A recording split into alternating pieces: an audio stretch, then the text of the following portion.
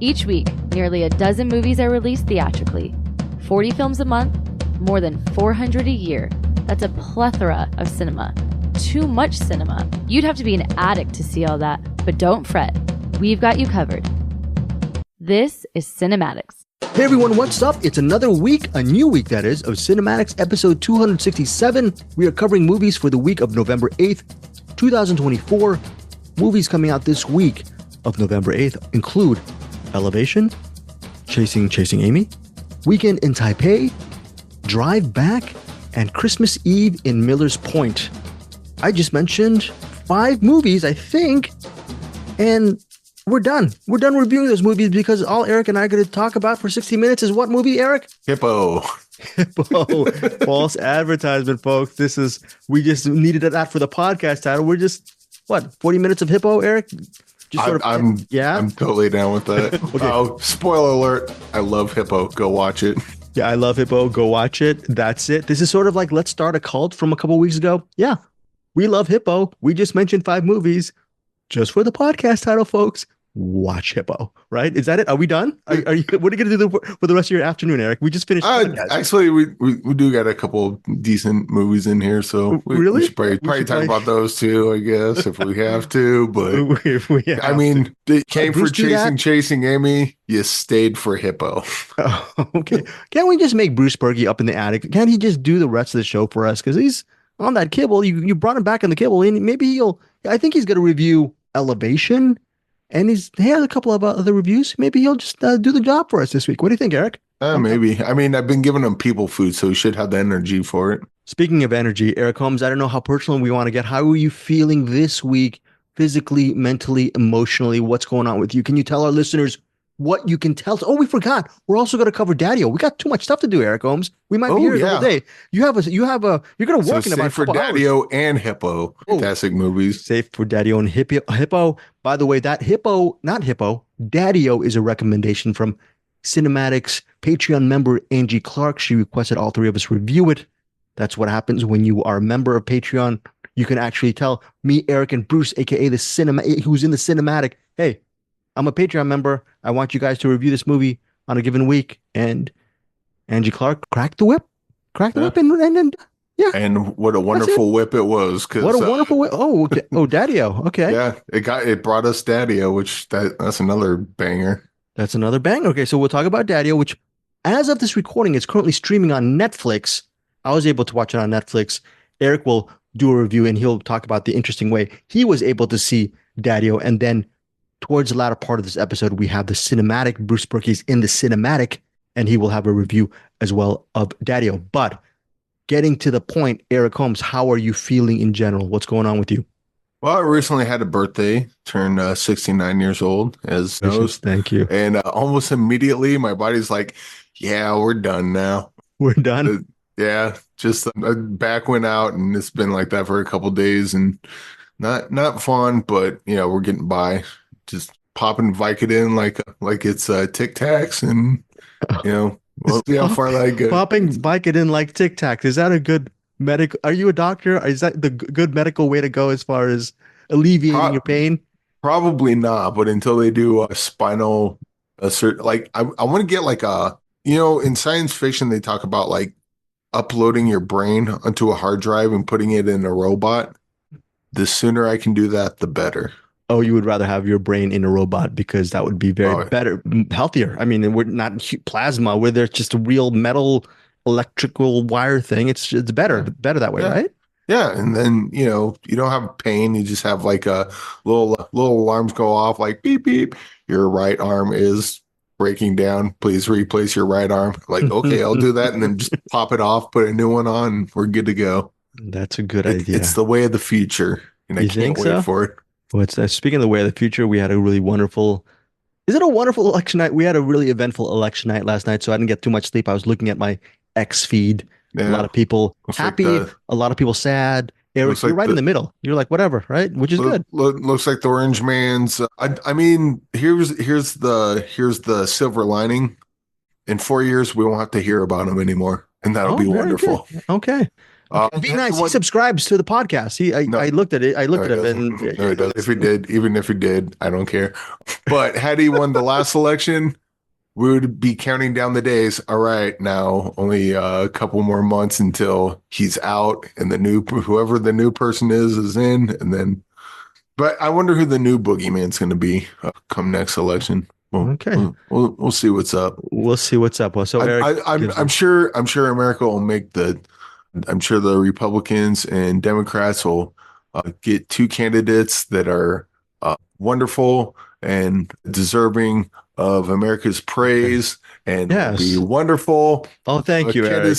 Candidates on both sides. Yes. And thank you. There won't be a brand new boogeyman that will is going to destroy the universe. I'm like, keep saying that. It keeps not happening, but whatever. Okay. So yeah. So Eric was being very nice and genuine as a person who look, Republicans, MAGA voters, congratulations, Democrats, left wingers, woke people, however term you want to do it. I commiserate. I'm sorry for you guys. I hope we can, as Americans, we can come together and hopefully whatever political leanings you are, hopefully the next 4 years are okay and you guys are in good health. And hopefully we can all be robots and put our brains in the robot things and we'll all be healthier. That would help with our healthcare. So, right? So maybe next time find a candidate that can knock that softball that is Donald Trump out of the park. I don't know how you lose elections to that freaking clown, but that's whatever. Yeah. You saw my do your thing. Keep trotting out the lesser of two evils. That seems to work every time. Yeah. See, I'm just putting Eric in a worse mood as we get ready to do these reviews. Eric's a little bit bummed out. Look, let's just start off with this Christmas movie called Christmas Eve in Miller's Point. Here's the thing. I told Eric he only had to watch 1 out of 2 movies last night. He, as always, he overdoes his homework and he decided to see this movie as well. He did 2 movies. I am a Cinem-Addict. Did I forget Drive? Did you see Drive Back? You didn't see Drive Back. You saw Drive Back? Did, yeah. I forgot to mention we're covering, listeners, we're covering about 500 movies. So let's get to the point. Thank you, Eric Holmes, for all your hard work this week. We're going to get to all your movies this week, okay? Now, right. Christmas Eve in Miller's Point. On Christmas Eve, quote, a family gathers for what could be their last holiday in their ancestral home. As the night wears on and general tensions arise, one of the teenagers sneaks out with her friends to claim the wintry suburb for her own.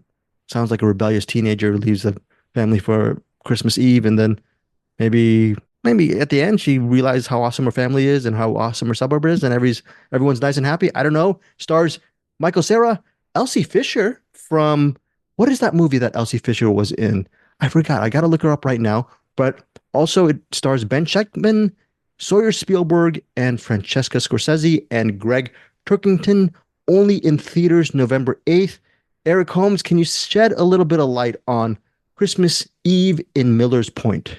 I wish I could. I'll give it this. It's a better Christmas movie than Die Hard, but it doesn't hold a candle to Die Hard as far as action movies go. But as a Christmas movie, I guess it's fine. It's just a family together on Christmas.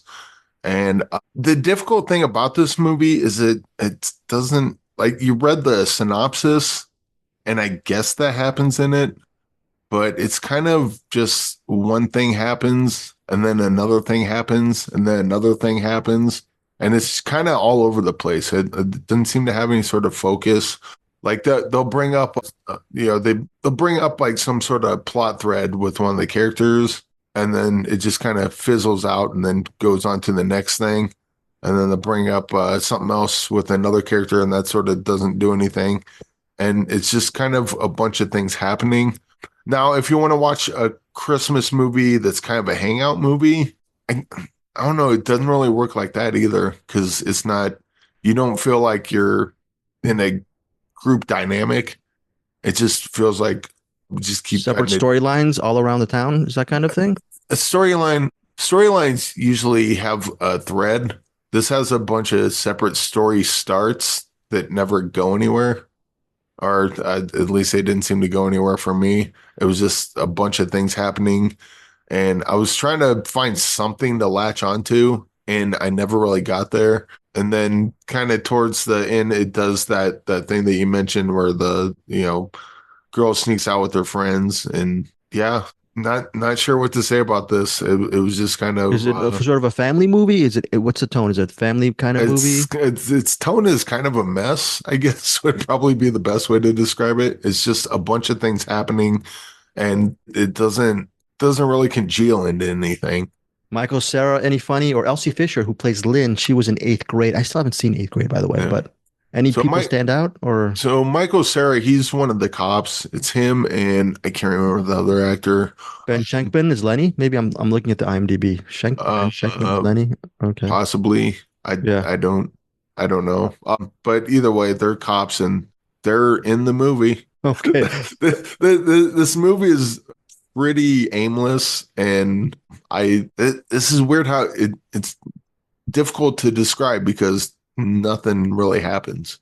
It's just a bunch of people together and sometimes apart, and there's no thread, there's no narrative, there's no theme that I can find. There's like nothing to grab onto. I think Eric, it's let's just say you're a dad, okay? You're a family man and you yeah. want to take your kids out. I don't know how old they are, maybe 10 or 11. Would you take them to Christmas Eve in Miller's Point, 106 minutes, PG-13? I don't know. Does it have Knowing that? Yeah. knowing what I do now, probably not. I'd probably get bored. Jokes don't land.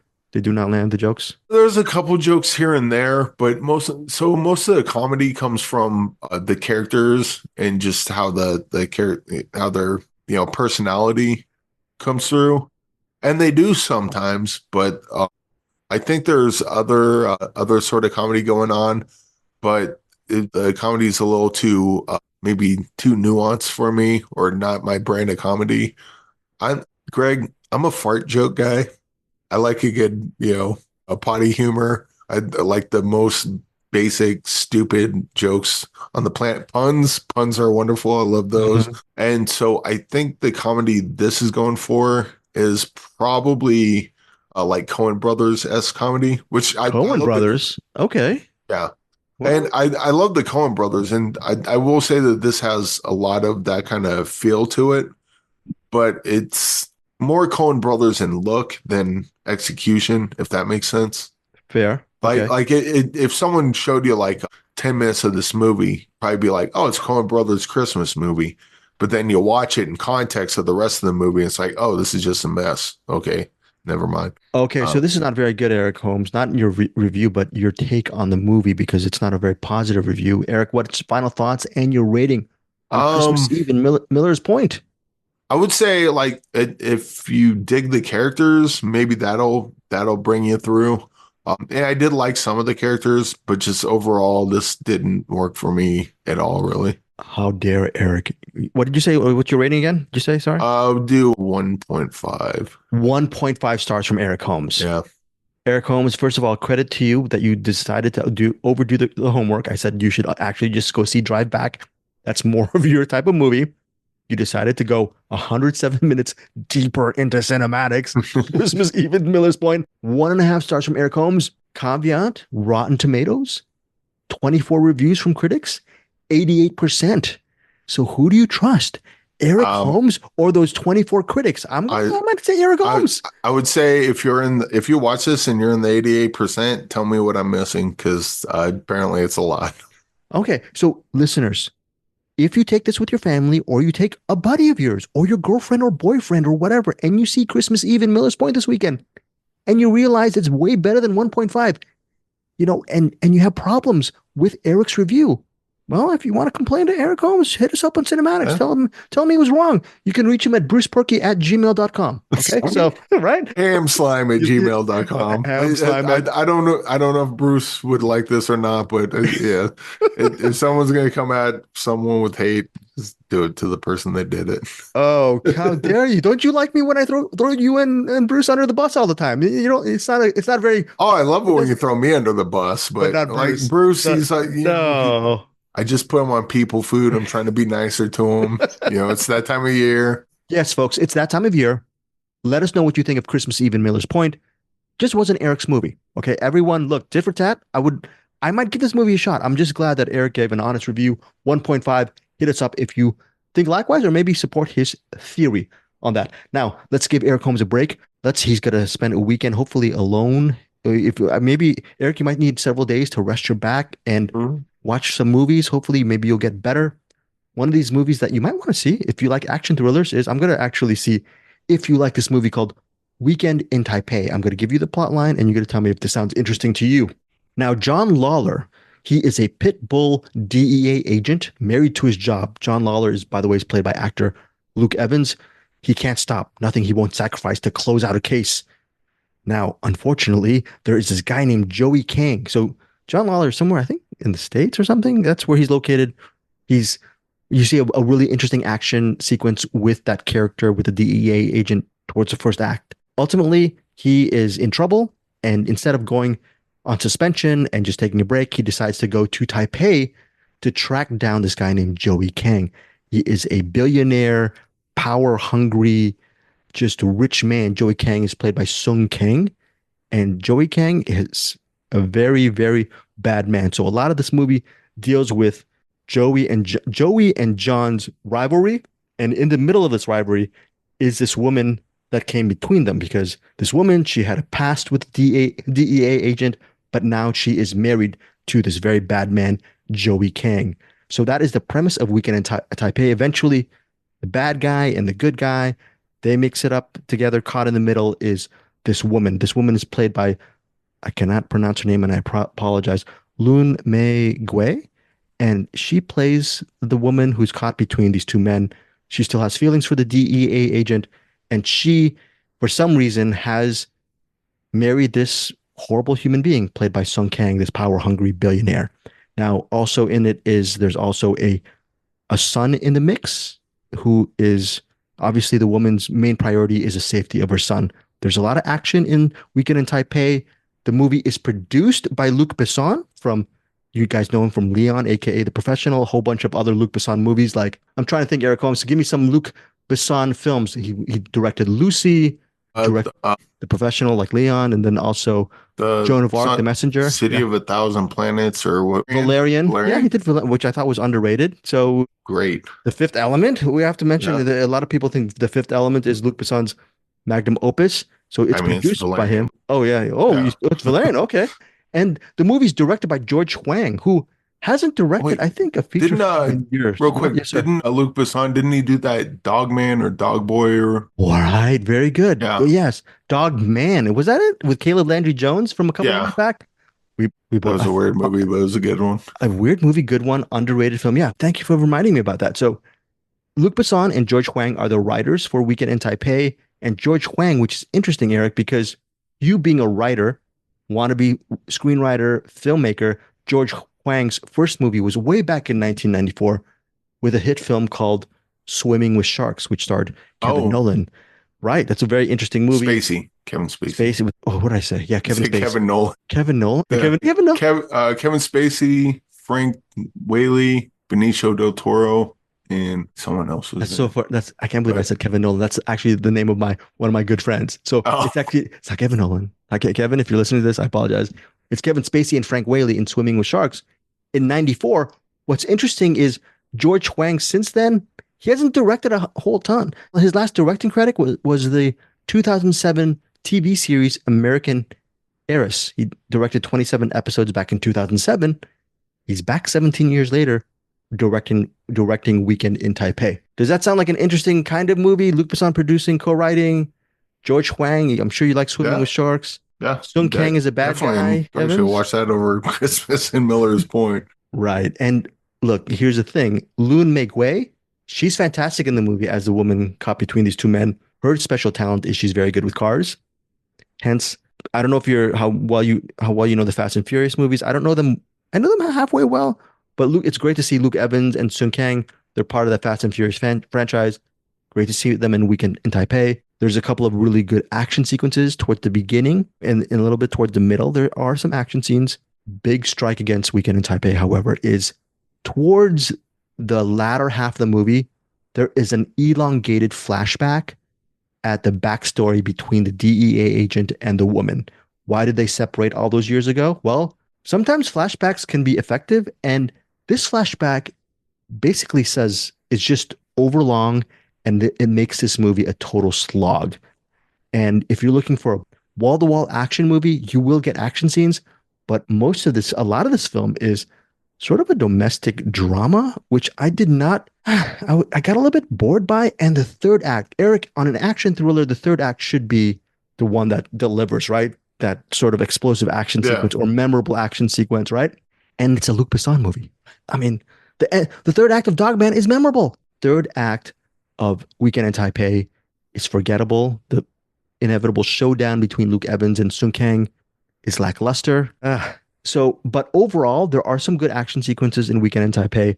Lu Mei-gui is perfect as that woman who's just trying her best to survive and make sure her son survives and get out of this mess. She's the best part of the movie. Overall, I would give Weekend in Taipei, which is only in theaters November 8th, unfortunately, a recommendation, but a mild recommendation with just 3 stars. So, Eric, I don't know if you should see it. Maybe we have so many.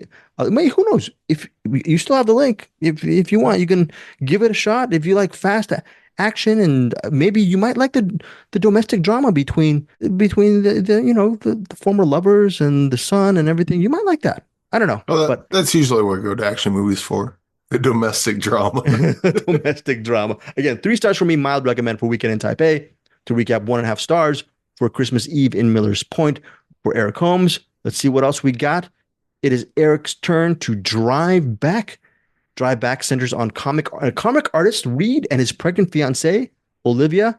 They're celebrating their new engagement in a cabin, but a near car accident leaves them lost in the woods, and they are trapped on a hidden shortcut. What is that? So they're facing violent visions, lost memories, and a troubled hitchhiker. They discover a terrifying killer is hunting them down, and that shortcut is darker and more personal. Then they realize the running time is 94 minutes. That's why I told Eric, you don't have to watch a Christmas movie. Watch Drive Back. It's 94 minutes. It's an action thriller. Low budget from Dark Sky Films. Dark Sky Films, they put out some good content now and again. Actually, more often than not. 94 minutes. Drive Back, low budget. Eric, I was thinking maybe there's a shot you might find some value in this movie. Did you or did you not? Oh, yeah, I did. Oh. This movie actually felt longer than it was, but that's more due to the conceit of the movie. So they're on this short, they stop by this gas station to get directions because they get turned around. The way they get turned around is kind of weird and doesn't make sense. Probably made sense on the page, but like watching it, and it's like, dude, like how do you not know which way you're going? But anyway, they end up at this like old like gas station, rest stop, whatever, and the guy behind the counter is either dead or asleep. It's unclear. And then this old lady comes out and it's like, that's my husband. And she's clearly crazy and continues to talk to her air quotes sleeping husband. But anyway, she's giving them directions. And then she's like, well, maybe you take the shortcut. So they decided to take the shortcut.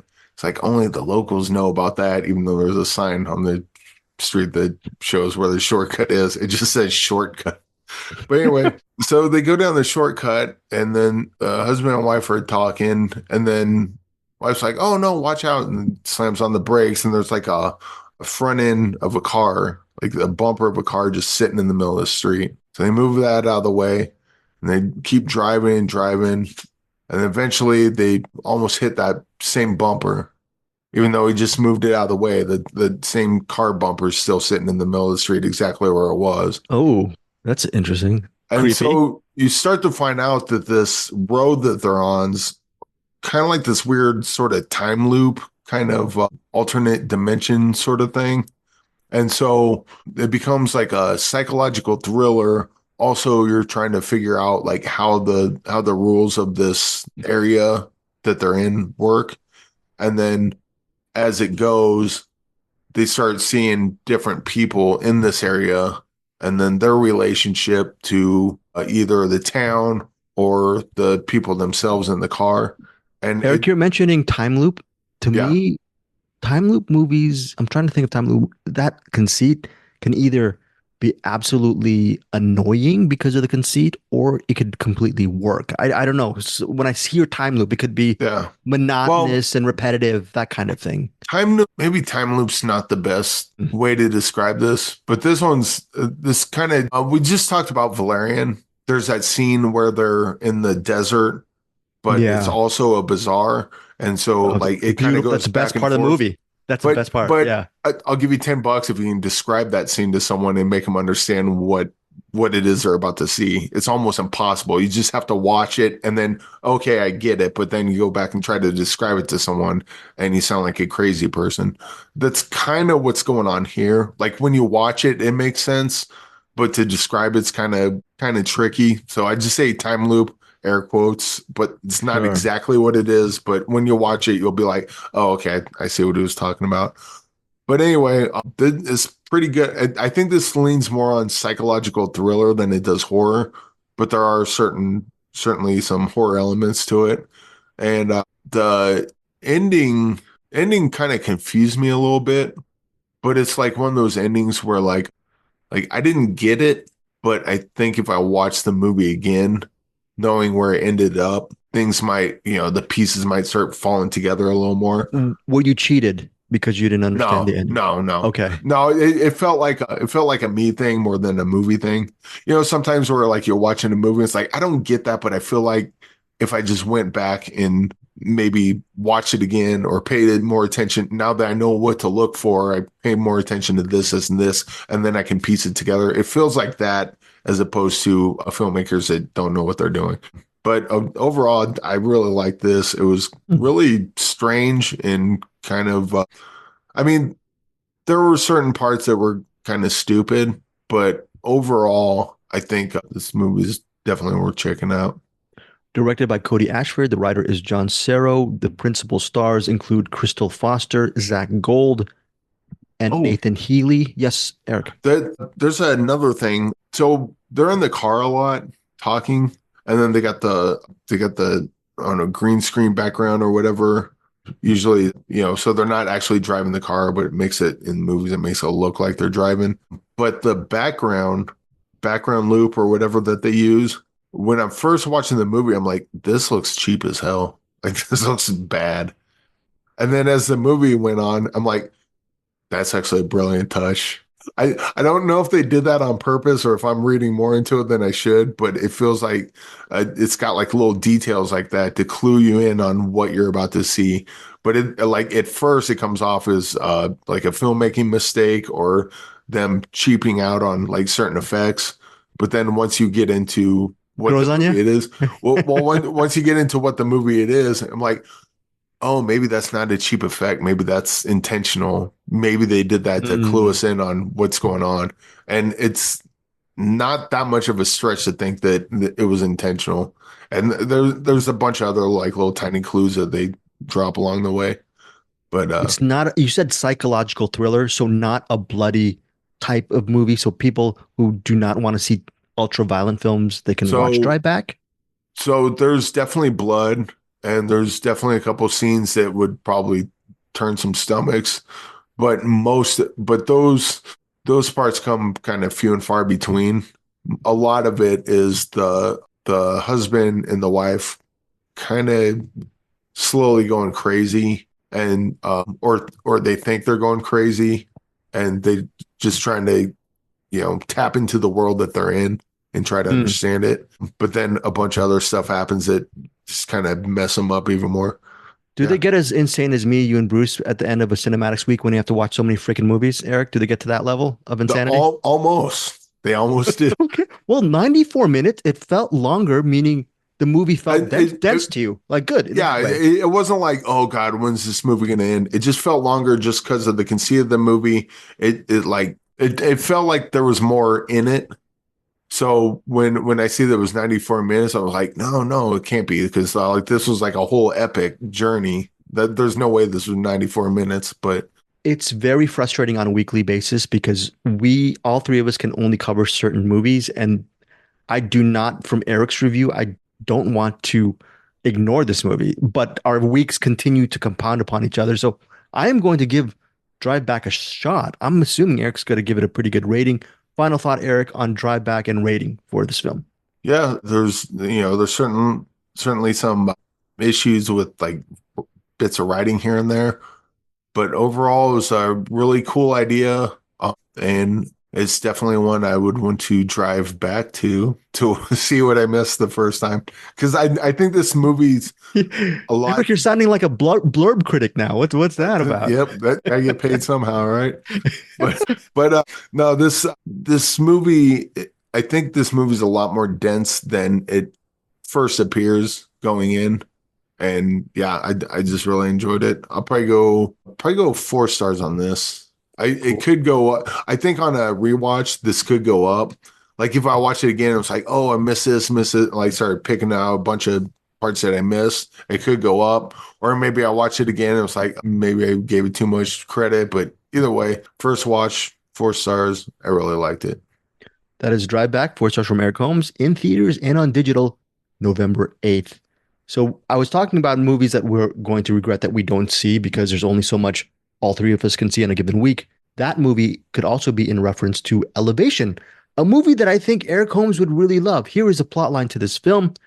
Quote, set in the post-apocalyptic Rocky Mountains in Colorado, a single dad and 2 women, a single dad and 2 women venture from the safety of their homes to face monstrous creatures to save the life of a young boy. The father is played by Anthony Mackie. The 2 women are played by Morena Baccarin and Maddie Hassan. Now, what happens in this post-apocalyptic world on Earth is you can only live above 8,000 feet. If you go below 8,000 feet, these creatures that they look like big cockroaches or something, or big beetles, they will come and kill you. And that's not a good thing. So their lives are 8,000 feet above. Okay. The problem is Anthony Mackie's son, he needs some medical supplies. So they must go below 8,000 feet into the town hospital and get those medical supplies for the kid. Morena Baccarin, her character is very introverted. She doesn't like talking to the local townspeople. She is a scientist who maybe her science will help within this framework of the narrative. And also Maddie Hassan, she plays the best friend of Anthony Mackie's character. A lot of the movie deals with them just trying to get to the hospital. Will they make it? Will they survive? The movie is directed by George Nolfi, and you might know George Nolfi as a filmmaker behind The Banker, which also stars Anthony Mackie, and also The Adjustment Bureau, which also, by the way, stars Anthony Mackie. Really enjoyed this movie. It's very solid genre film, really good action set pieces. There's a sequence here that takes place in the mine. There is an elevated cable car sequence, which is good. The moments in the hospital are well done, and the drama itself is good too. So overall, I think this is just a pure, solid action thriller with Anthony Mackie in the lead, and I loved Morena Baccarin and Maddie Hassan's characters as well. Eric, you probably know about this landscape better than I do, but yeah, I this is one of these movies that because you saw a million movies this week, Elevation down the road when it gets to streaming or digital or on demand, this is something that hopefully you might want to watch because it seems interesting, right? From the way I'm jabbing on about it and messing my words up, huh? Yeah. Elevation, Anthony Mackie. Anthony Mackie. Right. I mean, yeah. And then Maddie Hassan, she was one of post-apocalyptic.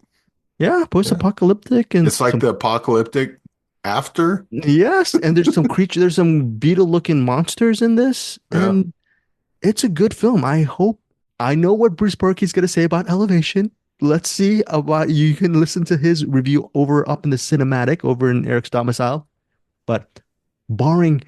You're going to get to Bruce's review on Elevation in a second. My rating on Elevation is go check this movie out if you're wanting an action thriller in the theaters.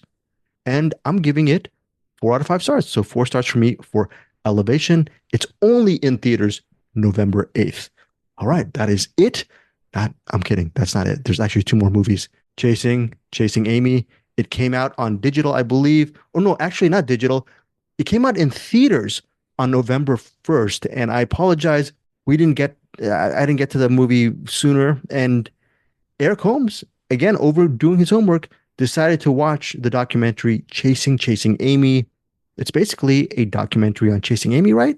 Eric, or is it something a little bit more than that? It starts off as a documentary on chasing Amy, and like right away, it seems like it's gonna be like a puff piece. Like, look how great chasing Amy is, and then about a few minutes into it, they go into the oh, what's a straight white man doing a movie about coming out as what it's like to live the gay experience and that sort of thing. And then we get to the director, Sav Rogers, and they go through their experience with chasing Amy, and that they love the movie. It kind of helped them. Certain characters and bits of the movie kind of help them figure out, that they're gay or trans or whatever they are, and then they start interviewing other people that made the movie, along with Sav's girlfriend. And I don't know if they got married later on, but either way, they're in a relationship together. And a lot of the documentary goes into their personal lives and how that their personal lives seem to line up a lot with certain plot points of Chasing Amy. There's this doc make you want to go see Chasing Amy again, possibly? I think this doc kind of assumes that you've already seen it, because okay. I think if you haven't seen it, I think a lot of what's great about this documentary probably won't land. I mean, it might, because they show the scenes and whatnot, and they talk about the movie. But I think if you haven't seen Chasing Amy, I wouldn't watch this. I would watch Chasing Amy first, and then watch this. And then, of course, there's like context of the time Chasing Amy came out that you can't, you were either there or you weren't. That's not something you can relive. But they bring that up in the documentary, so you'll get up to speed on that. But then they end up, doing a bunch of interviews. Oh hell, what's her name? Turner. Yeah, they interview her, and kind of like her coming up, doing an LGBTQ movie the same time Chasing Amy comes out, and Chasing Amy like takes off. Kevin Smith, he kind of comes back from Mallrats, and he's the cat's pajamas, and Guinevere Turner's like, I did one too, and no one cared. I was Go Fish, I think, and very good. Yeah, I remember that movie getting good reviews when it came out. Yeah, and then they interview Kevin Smith, and Joey Lauren Adams. So they had Kevin Smith and Joey Lauren Adams together doing an interview. It was cool watching them bounce back and forth. And then Sav does an interview with just Joey Lauren Adams. This is like the following day.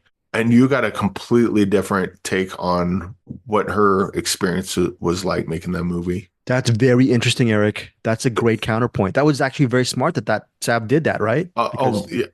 On one hand, it is. On the other hand, I felt bad because Joey Lauren Adams went through some, she went through some stuff, and I could tell doing this interview, it felt like it reopened some wounds. But on the other hand, it gets her story out there, and I think part of her frustration came from the fact that her story just kept getting pushed down or kept getting buried, or like no one would listen. So on one hand, it sucks that they had to reopen wounds. On the other hand, her story's out there now and people can watch it. That second interview with Joey Lauren Adams is the reason to go watch this documentary. I mean, it's a pretty good documentary, but like that second interview with Joey Lauren Adams was, my jaw just hit the floor. I'm like, oh my God, I can't believe I'm watching this. Okay, the award-winning documentary premiered at the 2023 Tribeca Festival and is screened at 76 festivals around the world to date.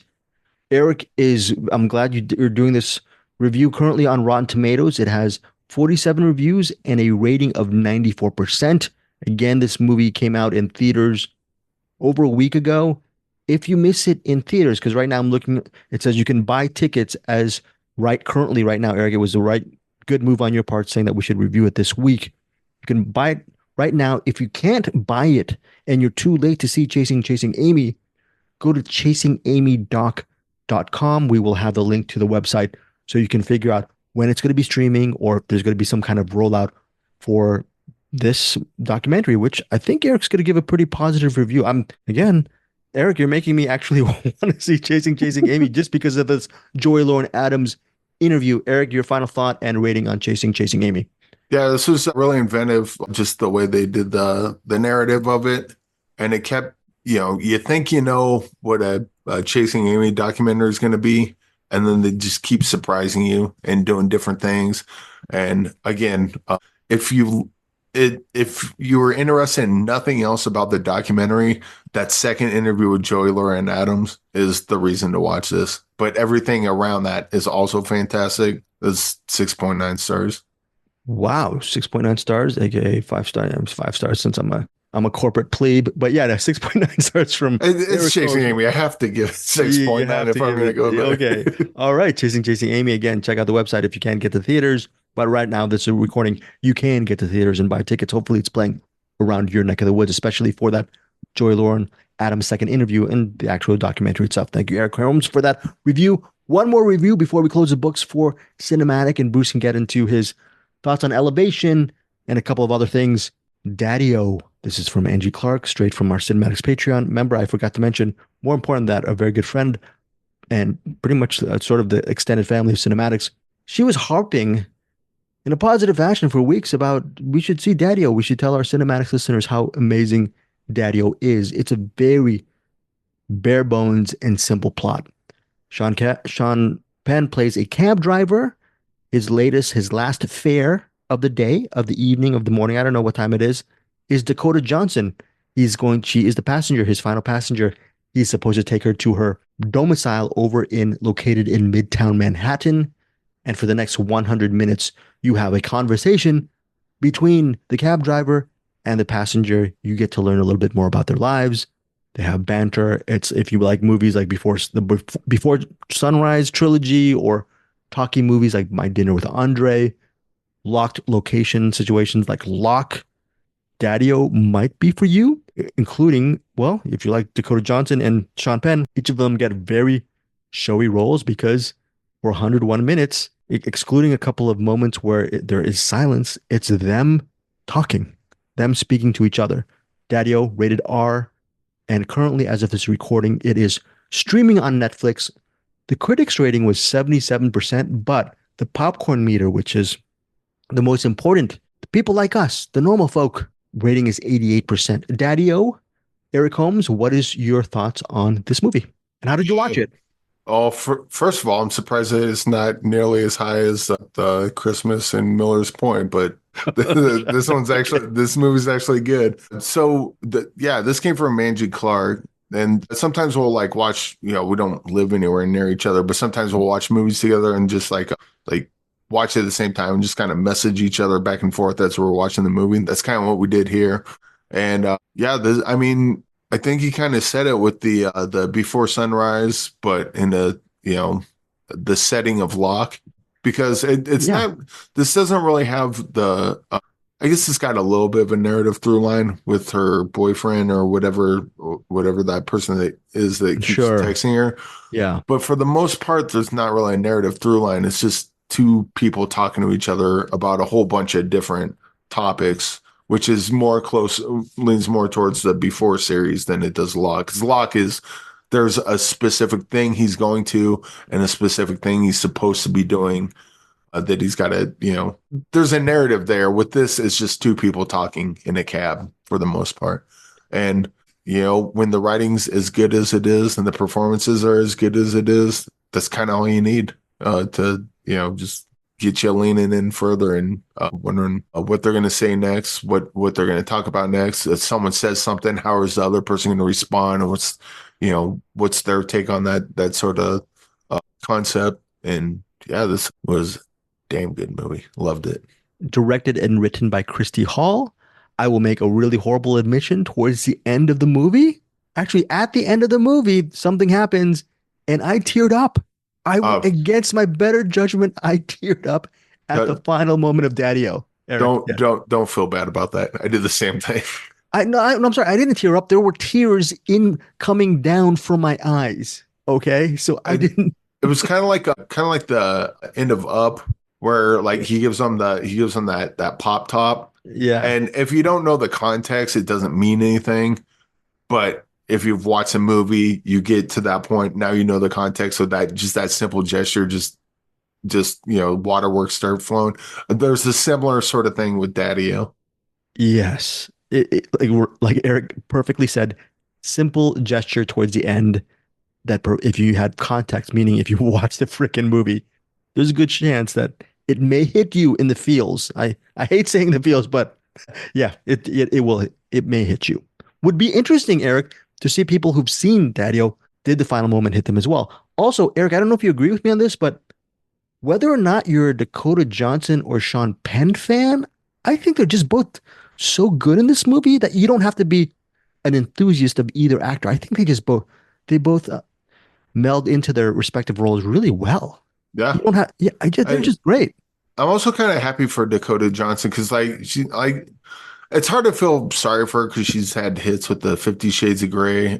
Madam Web, not really a hit, but like she's she's not she's not like panhandling or anything. But when she hits like with Daddio, Cha Cha Real Smooth, or Suspiria, Bad Times at El Royale, like every once in a while, like her big movies seem to be her loudest movies seem to be the ones that are like her. But then like she's got these like other movies that don't quite hit or kind of fly under the radar a little bit, and she's pretty great in them. And this one's no exception. She's fantastic in this. The Peanut Butter Falcon, just some really good. Yeah, I totally agree, Eric. And I still haven't seen Madame Web or Madam Web. I don't know. Just yes. I think Madam Web and the 50 Shades kind of eclipse her career probably more than they should. Because they're two bad movies for sure, but she's done some pretty great ones too, and she's been great in them. Yeah, and the fact that she produced Cha Cha Real Smooth and Daddio, she's also a very good producer. These are two quality projects. My only prohibitive thing is the warning for Daddio is, listeners, if you go in thinking it's just two people, they're good actors and they're in a cab and they're talking and it's 100+ minutes, it could be boring. Listen to what Eric said. When you have good writing and performances, it can really work. And in this case, it works really well. Final thought, Eric, on Daddio and your rating. Angie, thanks for this. It was a fantastic movie. Loved it.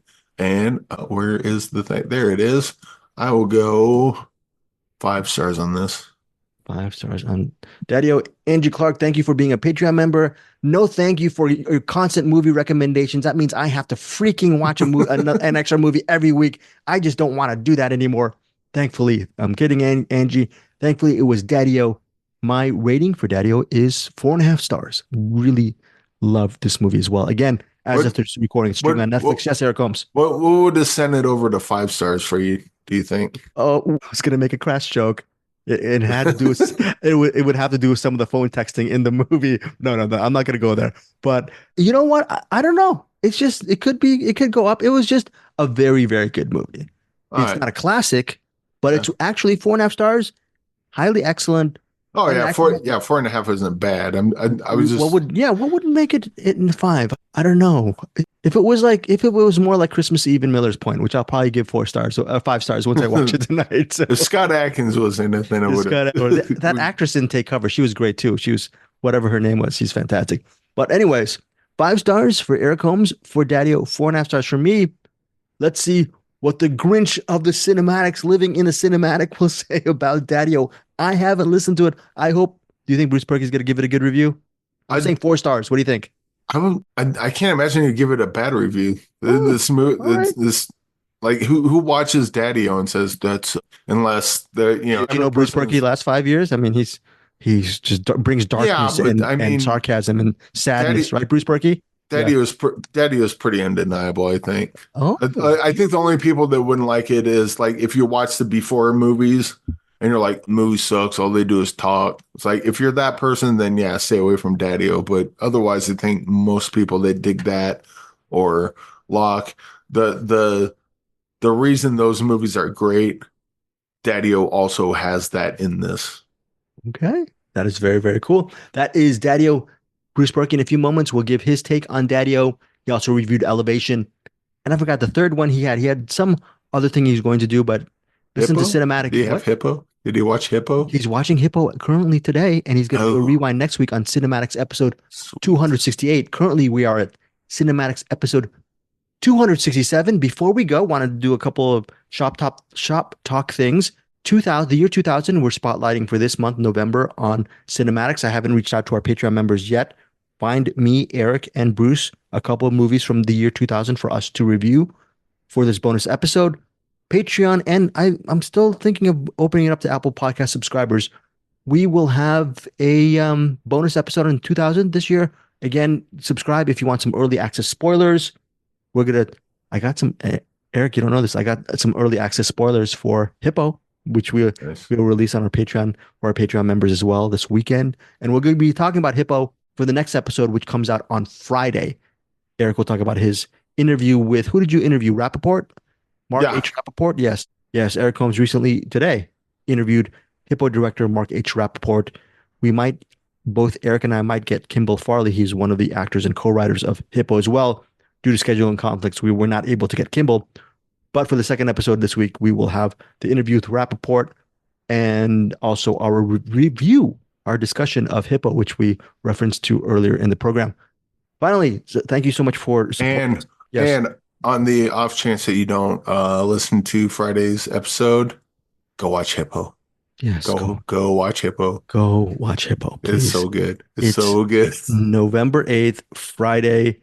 Eric freaking Roberts, his wife Eliza Roberts, she's fantastic. There's also, I don't know how to pronounce her name. I asked him, Lila Kislinger. She's very good. We're going to be talking about that in a few moments for our second episode this week. Finally, I recorded my first episode. It's actually a mini episode of The Junketeer that will be available for our Patreon members and our Apple Podcast subscription members as well. And essentially what it is, it's looks at my life from the early 90s through maybe 2012-ish, 2014-ish, when I was a radio junketeer. That's why the podcast name is The Junketeer. And I will talk about what it was like being a radio journalist during that time and what the media landscape was like for people covering movies at press junkets and whatnot. So the first mini episode has me discussing what the term The Junketeer is all about, and also what I did for Westwood One. I was a radio producer for this show called E-Radio, which I mentioned this before. It was E-Radio, a combination between Westwood One and E-Entertainment. So I do a little bit of talk about my job, my second job coming out of UCLA, working at E-Radio. And I also talk about what The Junketeer is going to be about. It's a 20-minute segment for our Apple Podcast subscribers and Patreon members. I'll be putting that on the feed this week. Final thoughts, Eric Holmes. Yeah, go watch Hippo. Go watch Chasing Amy. Go watch Daddio. Go watch Dry Bag. You know what? According to Rotten Tomatoes, go watch Christmas Eve in Miller's Point and tell me where I'm wrong. Yeah. Yeah. Okay. And go watch Weekend in Taipei. Go watch all of them at the same time. Have like one of those big CRT televisions stacked on top of each other like Shredder has in Ninja Turtles, and just watch them all at the same time. Okay. And Eric Holmes, I hope you're back here next week healthier, because you need, I don't know what Epsom salts, Salon Pas, you need some kind of really wonderful human being to work on your back, and hopefully you'll get better. I just eat some bath salts, go nuts, and just chew my own back off. Okay. That is a graphic, folks. And of course, before we get to Bruce Purkey and in the Cinem-Attic, here's Claire. Goodbye, everybody. Thank you for joining Cinem-Attic. Welcome to the Cinem-Attic, the attic of cinema. It is the morning of the 6th, the day after the election. When I'm recording this, you might be hearing this probably a couple days later. The person who won, you're either happy or you're not happy. I'll let you guess where I am, but I think it should be pretty obvious if you've listened to anything that I've recorded in the past, but that's okay. We don't need to belabor the problem with politics in America and the world today. Today we are talking about movies. I do not have a lot of them for you this week. I'm having a hard time getting a lot of movies under my eyelids lately, but I do have a few for you, and I am trying to bring you a little bit of an extended discussion with spoilers of a movie that just dropped on streaming last week.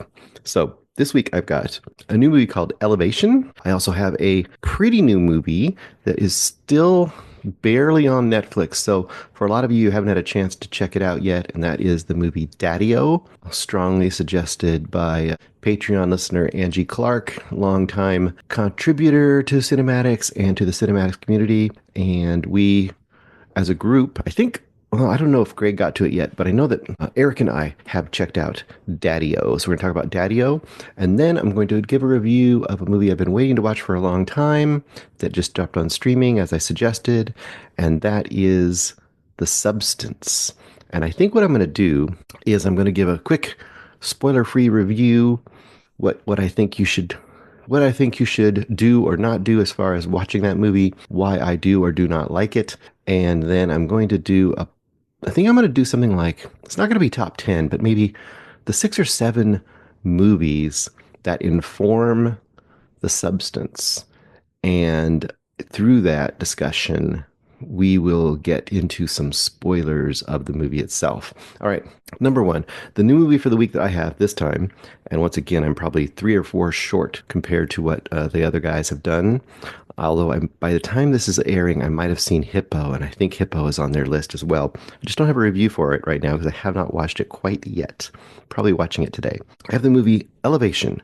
Elevation is directed by George Melfi. This stars a few famous faces, I think that most all you will know.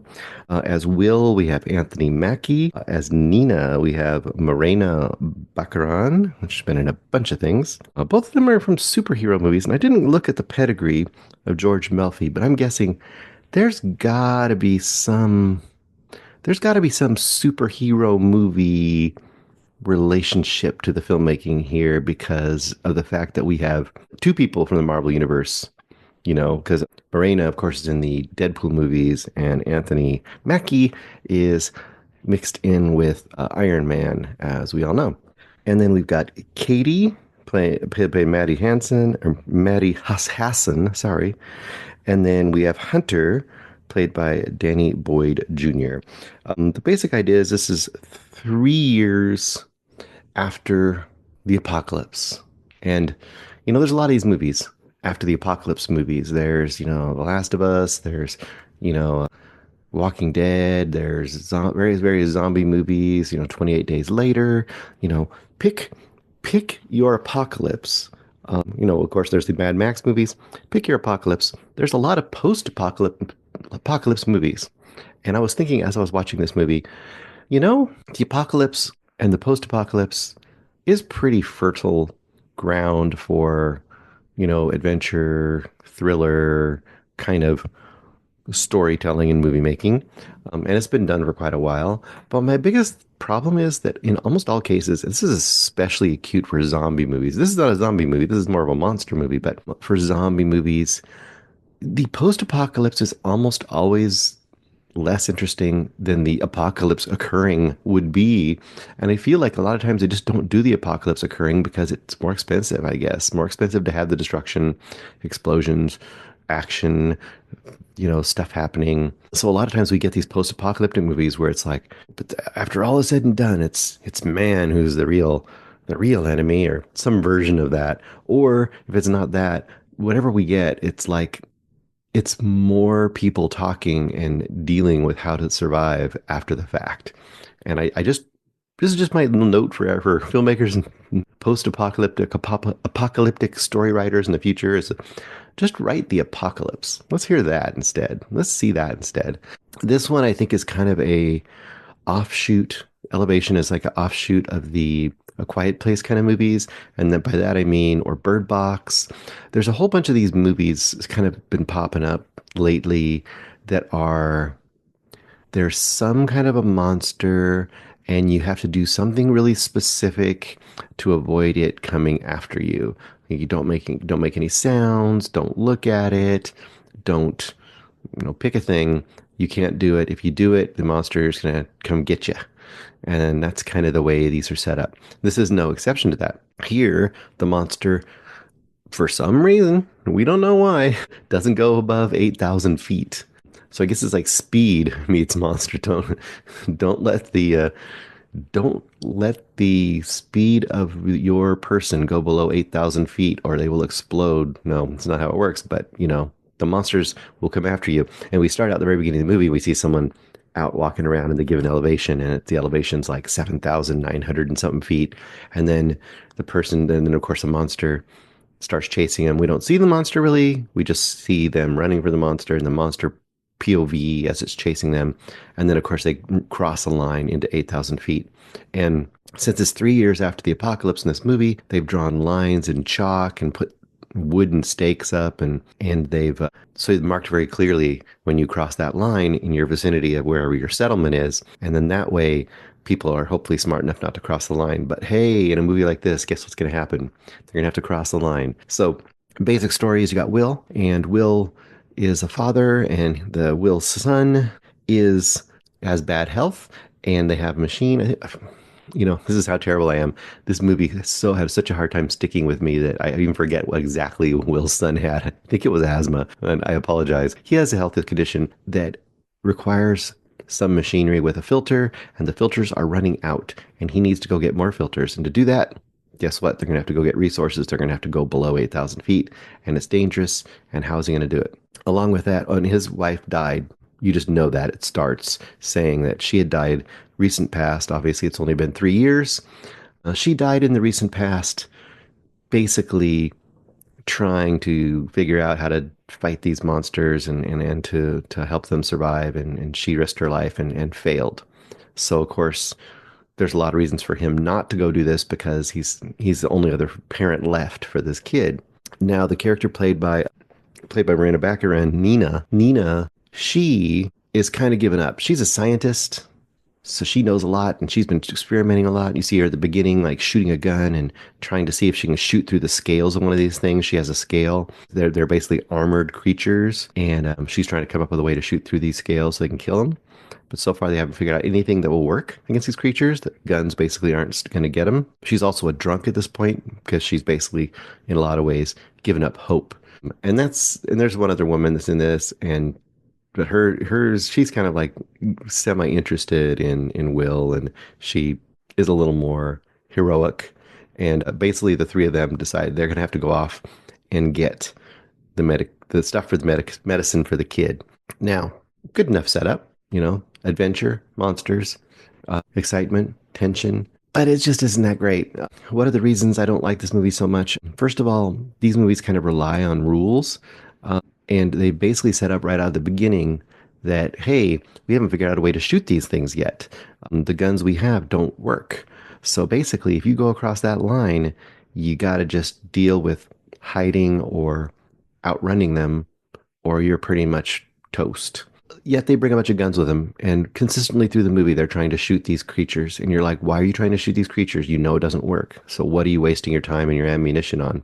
You could use those ammunition to protect your settlement from, I don't know, raiders, or use it to hunt things. You could do a lot of other things with those weapons, because you figure every resource they have now is limited.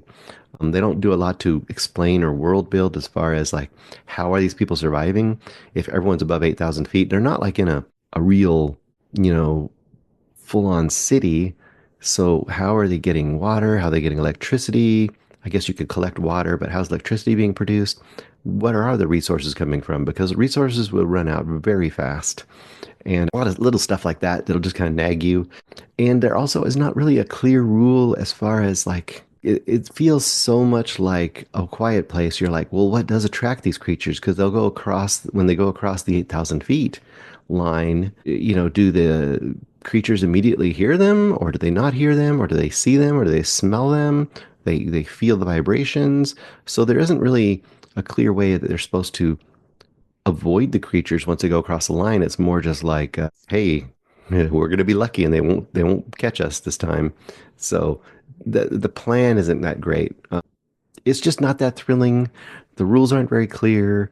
The Marina Baccarin character is absolutely just someone who can basically magically know things because she's a scientist, and thrown in there for that reason. Very old school sci-fi to some degree in that way. Like, hey, guess what? I invented this thing that can sense when the creatures are 100 meters from me or whatever. And it's like, okay, how did you do that? How did you know how to do that? How did you experiment on that to figure that out? No, don't ever hear it. And I can really enjoy a cheesy throwback sci-fi thriller actiony movie like this, but either have rules that really work or don't worry about rules at all and just let it be straight up action.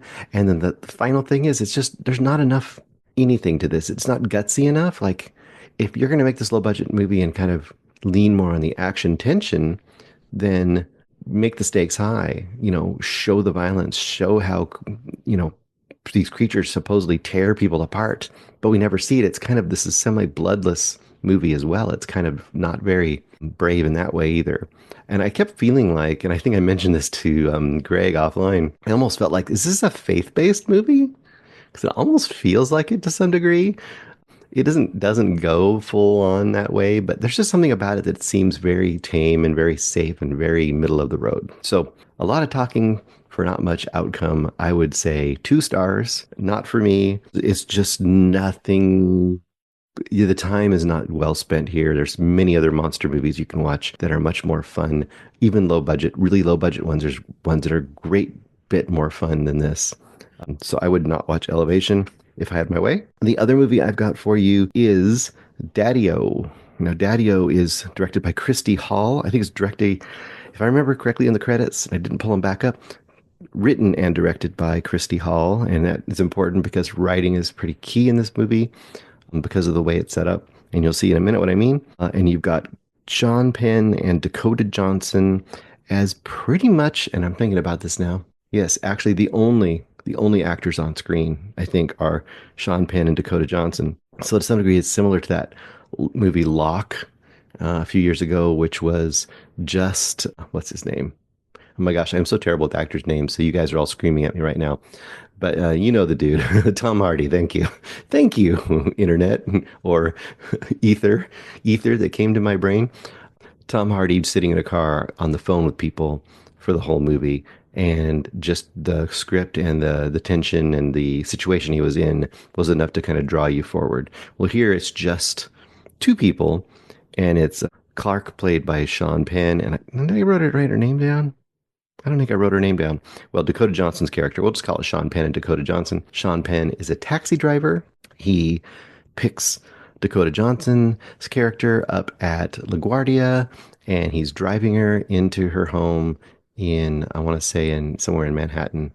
I forget, they say at one point where they're going. I don't know New York well enough to know the area, but basically it's a drive because of the traffic and because of the city that apparently it's going to take us about 90 minutes. Go figure. Well, there's a big traffic stop at one point for a car wreck that makes it while they're sitting and talking about stuff. So that going into it, it's one of those movies you'll know right out of the gate if it's your kind of thing or not, just in its format, because it's basically, this could easily be a play where 2 people are in a car together. It's very much dialogue based, obviously. The only other interactions you really get other than these 2 are she is throughout the story texting with her lover, quote, the person she's having an affair with, basically.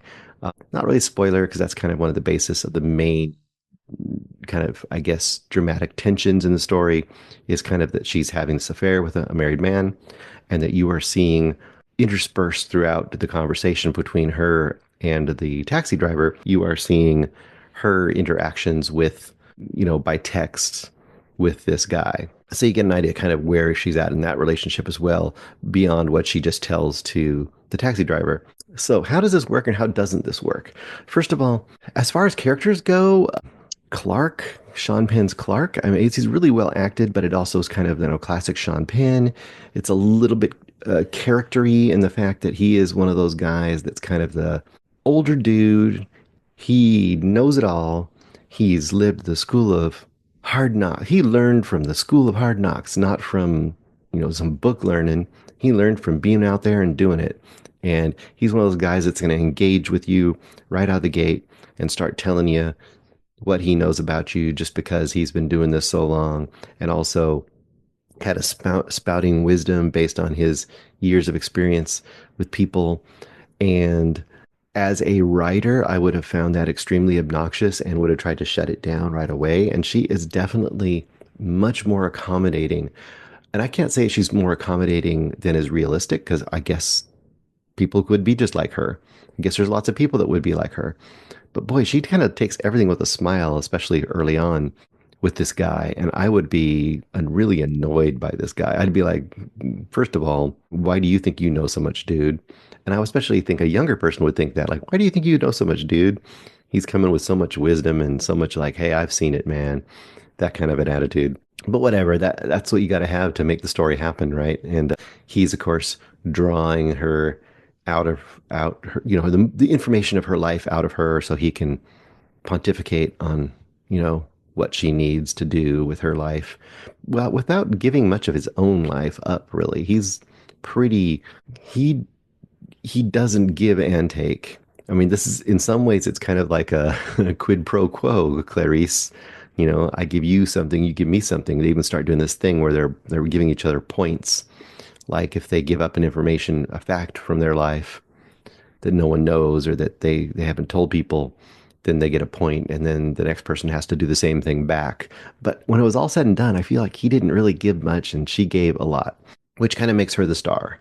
The way this really works is that he's the catalyst to bring out her story and to make her deal with her current situation and what she's doing and why she's doing it and how she actually feels about it.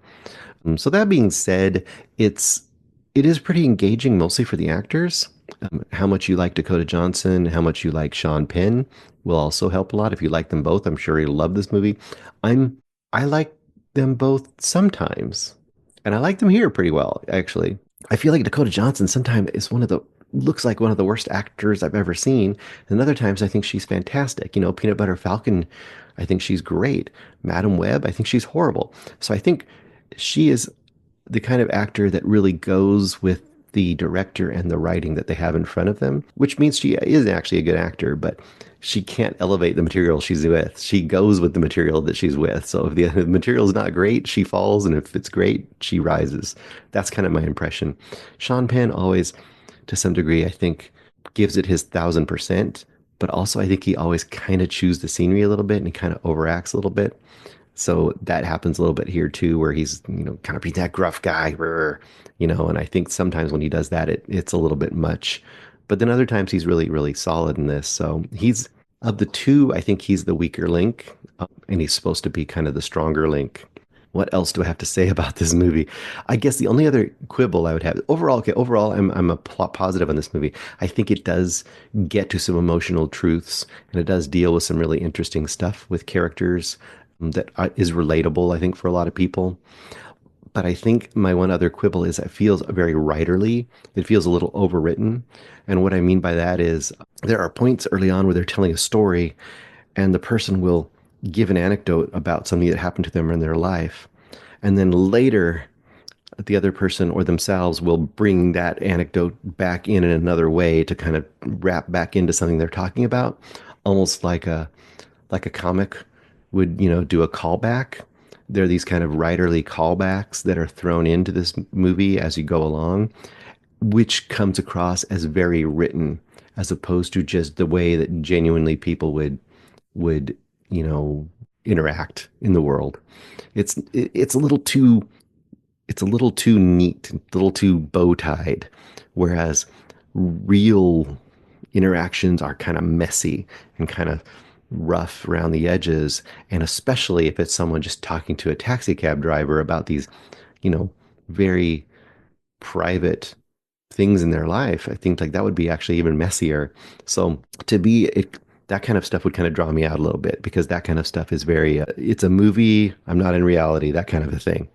But it really worked in general, and as a pretty solid dramatic piece. As an acting piece, even more so. It did kind of hit the heartstrings a few times, and depending on your life experience, this would probably hit even harder. So I would say, to me, I'm going to go 3.5 stars on this. Definitely, I would say a pretty solid recommend.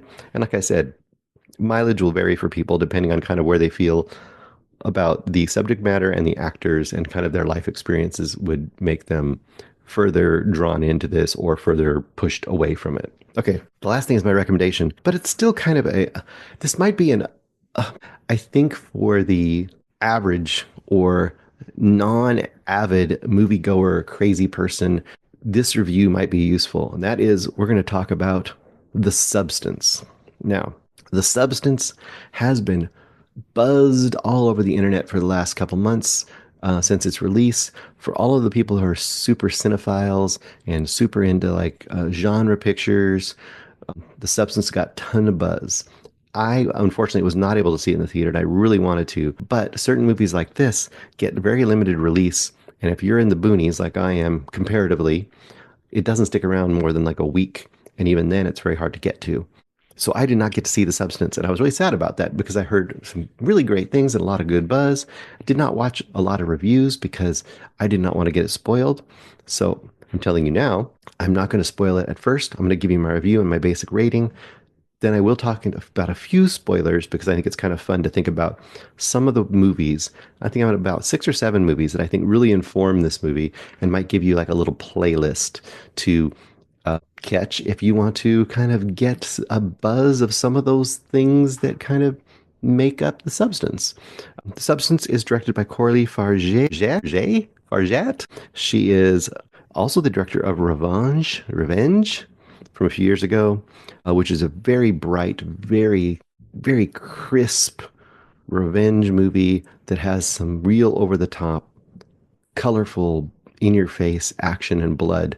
And that is a kind of a good calling card for her. Now, I like that movie quite a bit, but also was kind of thrown off a little bit because there's kind of there's a weird female gaze thing in there in the rape revenge kind of movie that if a guy had done it would have been really problematic.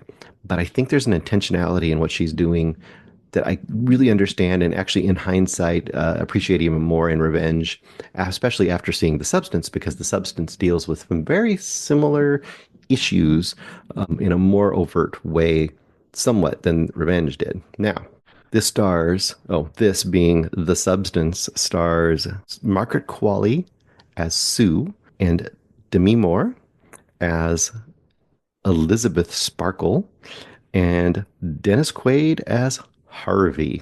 And there's more people in here, but those are the real big players in this movie.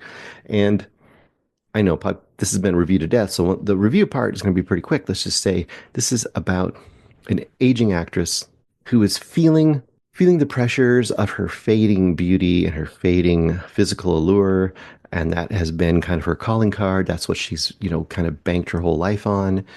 She is currently doing like this aerobics sort of a show. So right here, I'll drop in an aerobic show. Who's doing aerobic shows? That's very 80s, right? You would think of, Jane Fonda or that kind of a thing.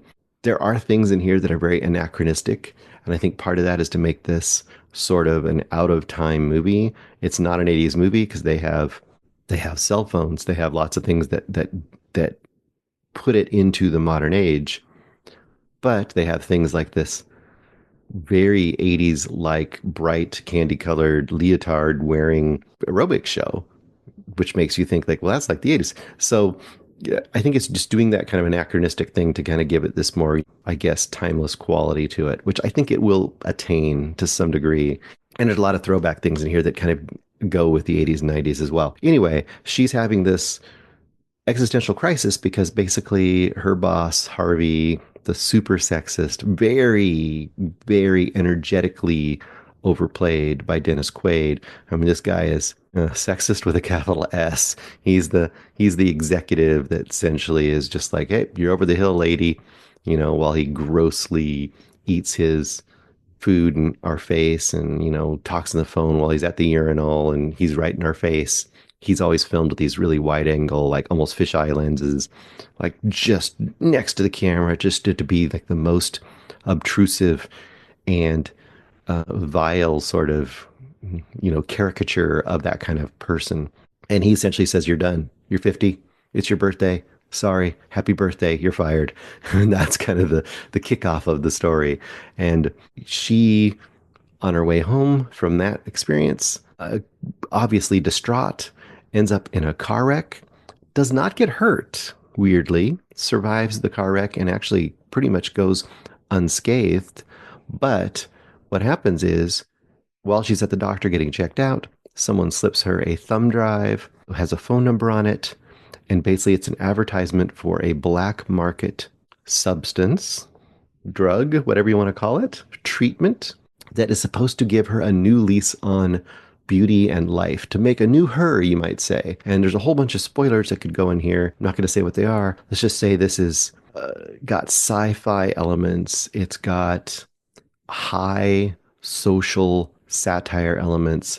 It's got a high violence and blood level and gore, and people are pointing out that also there's a lot of body horror here, and I would agree. And a lot of this is physical. I think almost all of it is practical. It's gory, it's unflinching, it's, I think, hilarious at the same time as it's pointed. It doesn't pretend to be subtle. In fact, it's the opposite of subtle. It's definitely in your face, just like the character I described of Harvey. So the biggest thing is, if you're a kind of person, like, well, I don't know, it might be wrong. So I was going to say, if you're the kind of person who likes an A24 movie, an ambiguous, slow burn horror movie, you might not like this movie, but I like those kind of movies.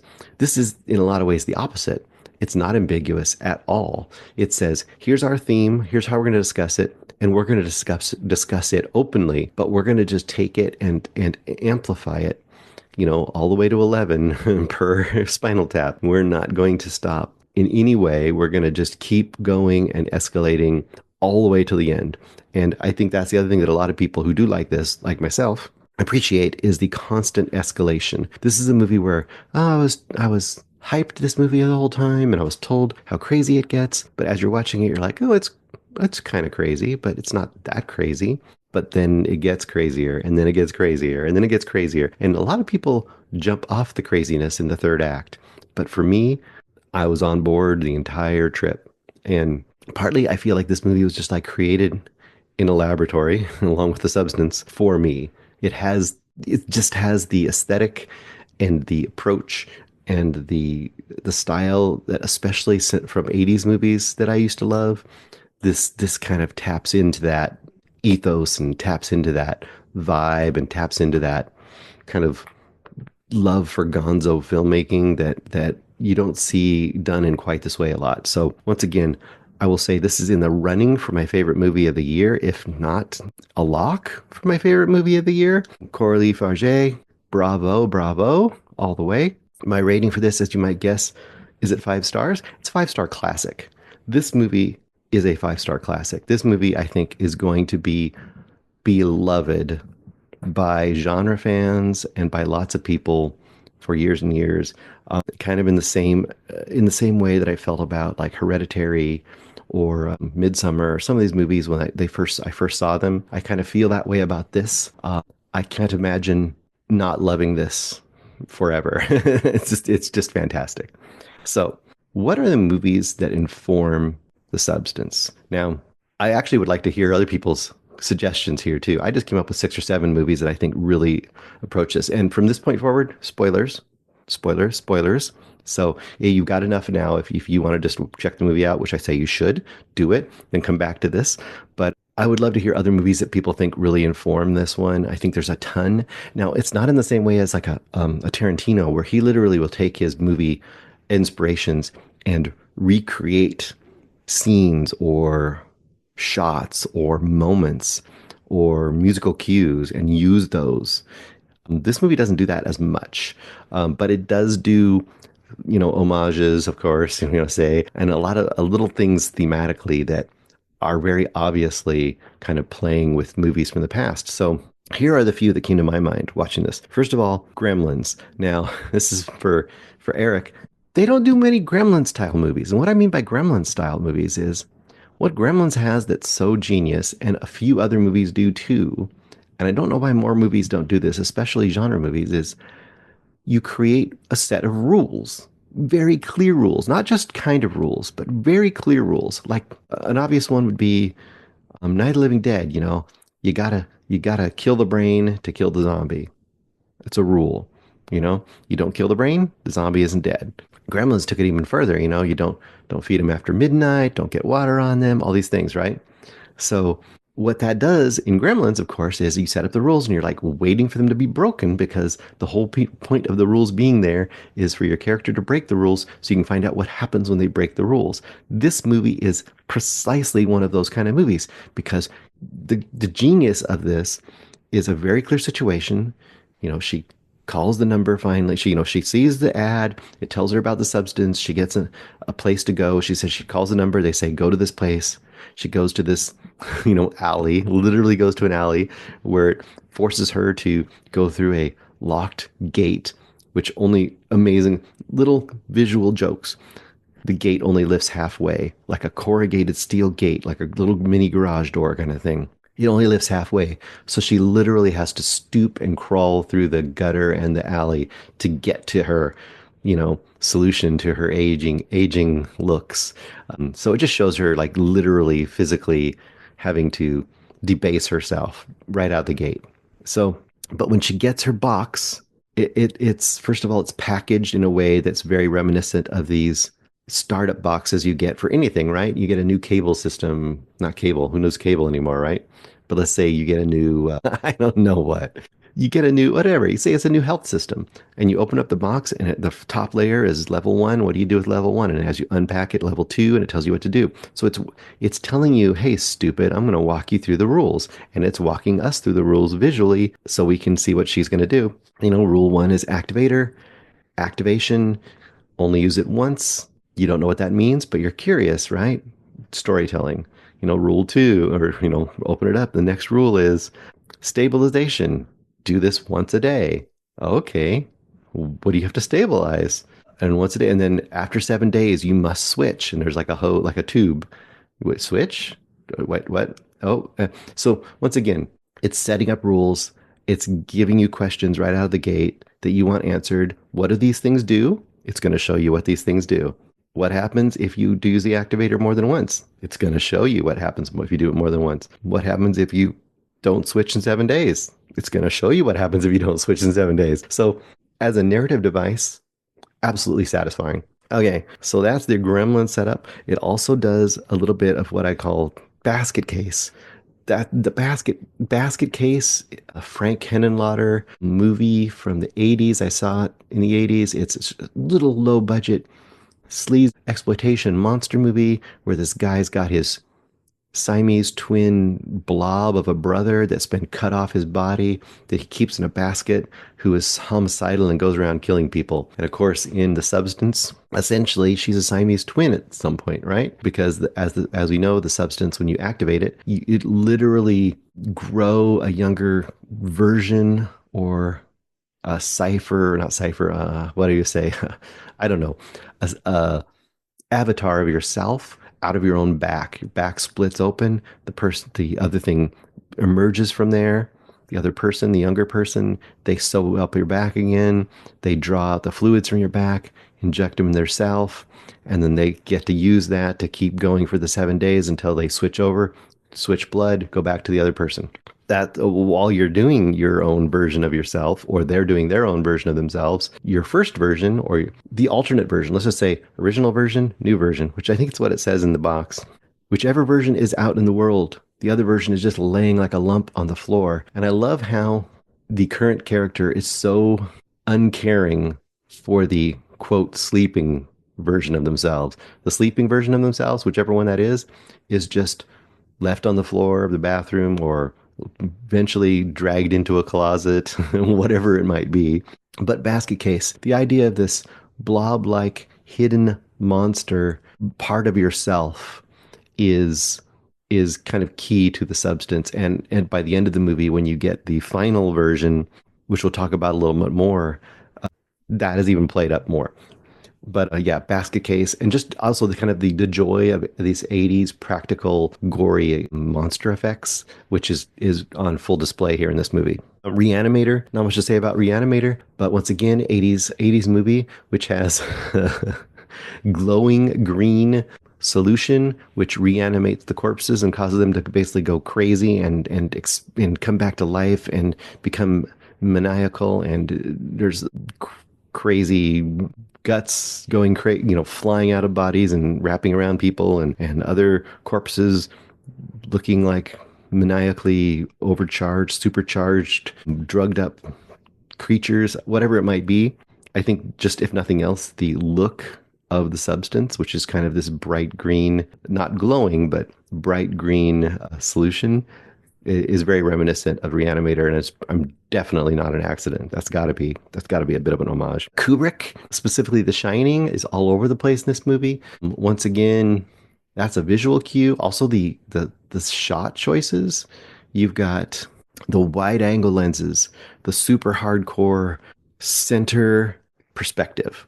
So in other words, you know, a perspective usually is like left-right perspective or slightly at an angle, but Kubrick likes to do this very straight ahead center point perspective where the main character or whatever it is in the center of the screen and everything is exactly symmetrical all the way out. And there's a bunch of that in this movie, along with just the obvious visual cues of the red and white bathroom, which is very similar to the bathrooms in The Shining, where Jack Torrance meets up with the former caretaker, or is it?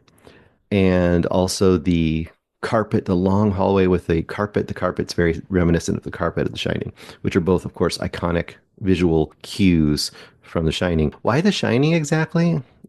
I don't know. I don't quite get that in this movie. I think it's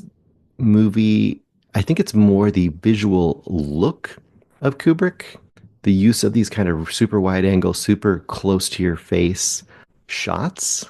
I think that is more an important part of this than the actual thematics of The Shining. Other than in The Shining, you've got someone who's essentially kind of becomes a possessed version of themselves. It's attacking themselves in the sense of their family is being destroyed by them. This person in the substance is essentially destroying herself. Her self-hatred is manifested in a physical embodiment of another version of herself that she can't attain, that she is attacking, and that is attacking her, basically. I guess I haven't spoiled it too much, have I? But whatever. You know what I'm talking about, if you've seen the movie. Another one I put up here is not a movie. Well, there are movie versions of this, but it's mostly just the story idea. And that is The Picture of Dorian Gray. I think that's one that a lot of people probably aren't as familiar with anymore. But the basic concept of The Picture of Dorian Gray is that the man, Dorian Gray, is getting to live his young, successful life while all of his corruption and all of his age and everything negative and bad about him is being manifested in a portrait that he keeps hidden. So very obviously that this has elements of that, because she literally keeps, when she is Sue, the younger version played by Margaret Qualley, when she is Sue, she is literally hiding her older, less desirable, attractive self in a closet that she's built hilariously off of her bathroom that she's supposedly she has this like huge amount of square footage just hidden behind the walls of this apartment, which already is probably multi-million-dollar condo or whatever in LA. But hey, good on her. She found more room, more square footage. One that I think is probably one of the most informative of this movie is The Elephant Man.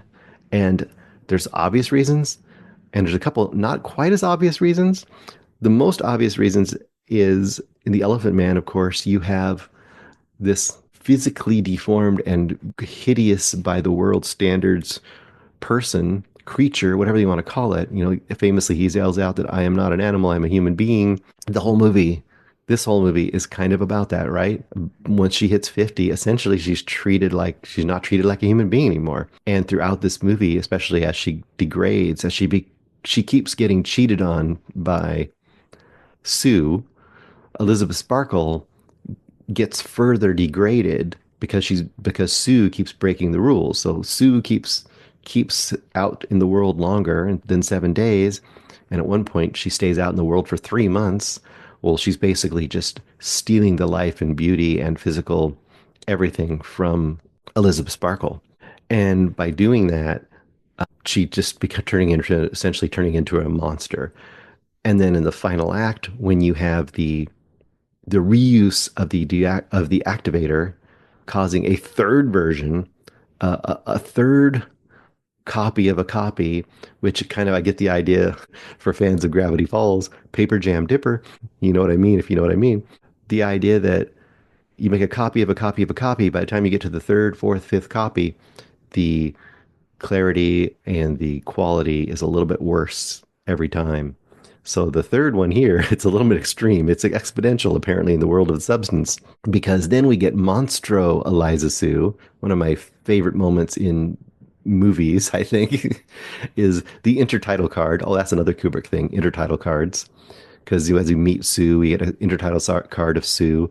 But then at the last third, we get the intertitle card of Monstro Eliza Sue to literally tell us, okay, now we're just in full out monster movie creature feature land. And I love the fact that they have this just blob like, thing, like The Thing or something. What's another movie I could have mentioned was The Thing, just twisted, mass of mixed up human flesh that is kind of human, that is a monster Eliza Sue. And they have these great moments where she, wanting to look as beautiful as possible still. So she curls the one strand of hair that's coming off of her monstrous head that has like an eyeball on the back and all this other stuff. And she slaps a piece of the poster of her former face, Elizabeth's former face, onto the front of this monster. And like the Elephant Man, she is paraded for everybody's amusement, but also jeered at as a monster. Also a little bit like Frankenstein, or a little bit like King Kong, or a little bit like the Hunchback of Notre Dame. She is out on there to be jeered at and to be, mocked by the crowd in a very overt and over the top way. And eventually, of course, there's the bloodbath. I'm not going to go through all of that, but there's a bloodbath and insanity. And then only the face is left of Elizabeth, the face and a blob of flesh slides across the ground. And this is once again where you get a little bit of the Elephant Man. When it slides itself onto the star, a Hollywood star of herself, the last thing she's doing is staring up at the stars and smiling, in that she's finally content. She's finally free of the burden of her own body, really. And like the Elephant Man's final moments, there's spoilers all over the place in this thing. The Elephant Man's final moments is that if he ever lets himself lay down fully to sleep, not sit up to sleep, but if he ever lets himself lay down fully to sleep, like a, quote, human being, he will die, he will suffocate. And he wants to do that. And the last shots of that movie are him doing that and dying and looking off at the stars and seeing his mother's, face in the stars. And I don't think it's any accident that the final moments of this movie is her face on her own star staring up at the stars. And is it highly symbolic? Of course it is. Is it also in your face? Of course it is. It's in her face too. But I love it. I love it. It's iconic. And if it's not iconic, then you're just not on board for this movie. The last thing I put in here, and then hopefully that's given you some good fodder, some good movies here, some good interesting things to go check out if you haven't checked them out, to kind of get a feel for what is making this Frankenstein of a movie. And the last thing I have is just hag movies. If you're not familiar with hagsploitation movies, it's a terrible form of term, but it is what it is. These are movies especially made in the late 50s, early 60s, where former, Hollywood stars, like glamour stars of the golden age, found a second life playing these hideous, monstrous, horrifying, dangerous, some version of that, like version of their character as an old woman. So it's like, it was kind of like this embodiment of the fear of age and the kind of the, quote, hatred of older women, and the reviling of the former beautiful starlets now being kind of subjected to be these monstrous, like, villainous characters. And it was both a second life in acting for them, but also it kind of was an outward embodiment of what Hollywood does to these actors. And famously, you get actors like Joan Crawford, and you get actors like Bette Davis, and there's a few others I'm sure I'm not remembering, but those are the ones that kind of stick out as the most famous of those. Whatever Happened to Baby Jane, The Nanny, Straight Jacket. I think Joan Crawford later on even did this monster movie called Trog.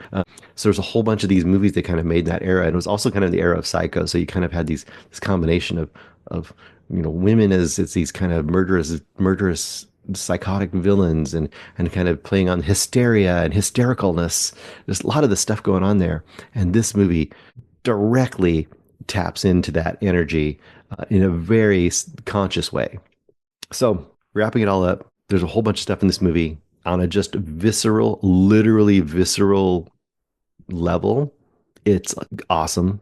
If you want to get into all the thematics of aging and beauty and addiction and plastic surgery and, whatever you want to do, it works on all those levels too. Hollywood, it works on all those levels too. And if you just want to look at it in a technical, visual, special effects extravaganza, it works on those levels too. It's fantastic. I can't say enough about the substance. And if I had my way, we'd have more of these every year. I guess you can't just be that lucky, right? But I'd be very, very surprised if this is not my top movie of the year, The Substance. Hopefully you guys enjoyed that or got something out of it. Please let me know if you have suggestions of movies that you think I totally missed that absolutely were informative of this movie. I would love to hear that because I'm sure there are a lot. All right. Talk to y'all later. See you in the Cinem-Attic soon.